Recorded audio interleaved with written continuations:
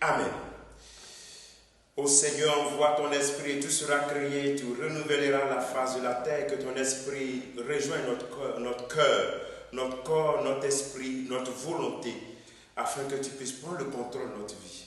Ô Seigneur, envoie ton esprit et tout sera créé, et tu renouvelleras la face de la terre.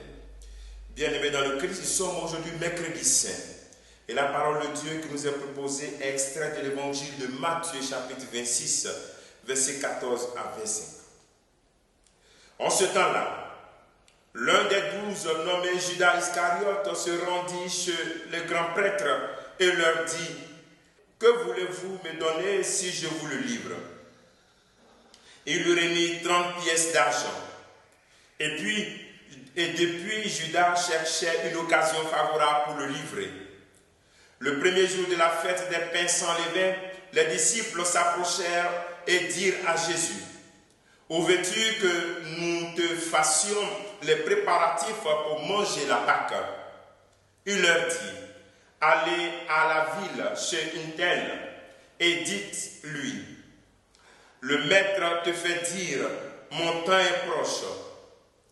C'est chez toi que je veux célébrer la Pâque avec mes disciples. » Les disciples firent ce que Jésus leur avait prescrit et ils préparaient la Pâque. Le soir venu, Jésus se trouvait à table avec les 12. Pendant le repas, il déclara: « Amen, amen, je vous le dis, l'un de vous va me livrer. » Profondément attristés, ils se mirent à lui demander, chacun à son tour: « Serait-ce moi, Seigneur ?»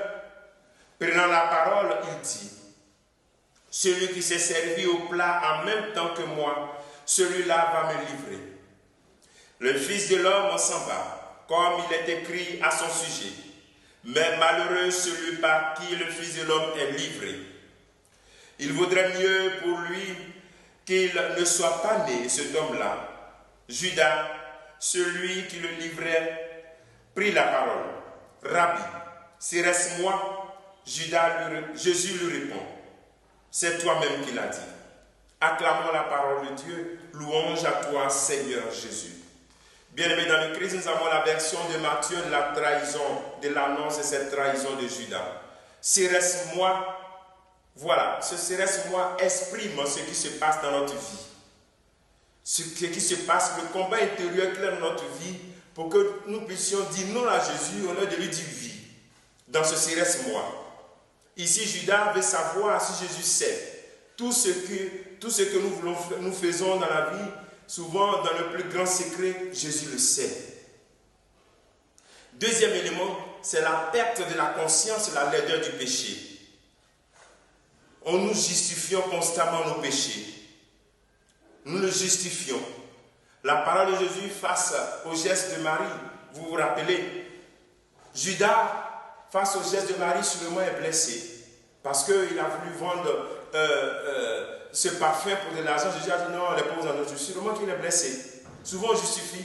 Sûrement qu'il s'est dit que voilà, Jésus lui a parlé mal, donc maintenant ça va. Il va le trahir.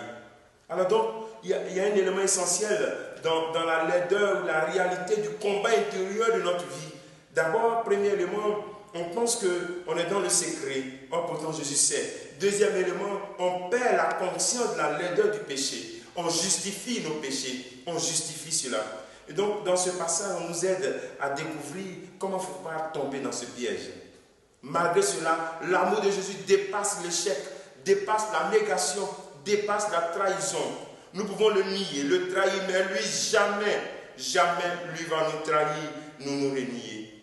Sa fidélité est plus forte que notre infidélité. Et la question des 30 pièces d'argent, c'est un symbole pour nous montrer combien de fois, quand nous péchons, nous mettons nos péchés supérieurs à la valeur, à la grandeur de Jésus-Christ. Parce que Judas va trahir Jésus pour 30 pièces d'argent. Est-ce que Jésus vaut 30 pièces d'argent? Jésus vaut plus que cela. Et donc, ce symbole nous invite à prendre conscience combien de fois, même par le mensonge, la fornication, l'adultère, le refus d'adorer Dieu, tout cela nous fait exprimer le fait que cela est supérieur à Jésus-Christ. 30 pièces d'argent, Jésus ne vaut plus que cela.